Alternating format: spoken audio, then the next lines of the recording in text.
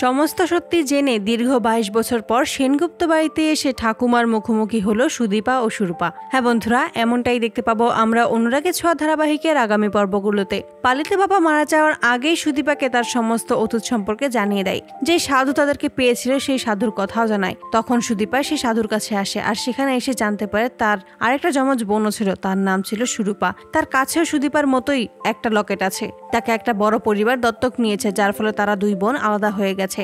তারপর আদিত্যর সাথে শহরে আসে মেডিকেল কলেজে পড়ার জন্য। সেখানে এসেই পরমা ওরফে সুরূপার সাথে দেখা হয়। নিজের অজান্তেই পরমাকে খুব আপন মনে হতে থাকে সুদীপার। পরমারও একই অনুভূতি হলে পরমা বুঝতে পারে না হঠাৎ করে তার এরকম একটা অনুভূতি কেন হচ্ছে, কেন মনে হচ্ছে এই মেয়েটা তার অনেক দিনের আপনজন, এই মেয়েটার সাথে তার রক্তের কোনো সম্পর্ক আছে। হঠাৎ করেই যখন সুদীপার গলায় সুরূপার কাছে থাকা লকেটের মতো আরেকটা লকেট দেখতে পায়, তখনই সুদীপাকে প্রশ্ন করে সে এই লকেট কোথায় পেয়েছে। সুদীপা তখন পরমাকে সমস্ত কিছুই বলে। এতে করে পরমা বুঝতে পারে এটাই তার হারিয়ে যাওয়া যমজ বোন। তাই পরমা নিশ্চিত হওয়ার জন্যই সুদীপাকে নিয়ে আসে গ্রামে এবং সেখানে ওই সাধুর কাছে যায়। সাধুর থেকে যখন সমস্ত সত্যিটা জানতে পারে তখন অবাক হয়ে যায়। দুই বোনই তখন জানতে পারে যে তারাই হলো যমজ দুই বোন।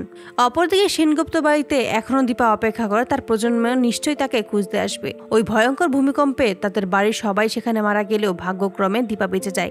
সব সত্যিটা যখন সুদীপা ও সুরূপা জানতে পারে তখন তারা কৌতূহলী হয়ে ওঠে তাদের নিজেদের বাড়ি যাওয়ার উদ্দেশ্যে। তাই তারা দীর্ঘ ২২ বছর পর সেনগুপ্ত বাড়িতে এসে দাঁড়ায় এবং সেখানে এসেই দীপার মুখোমুখি হয়।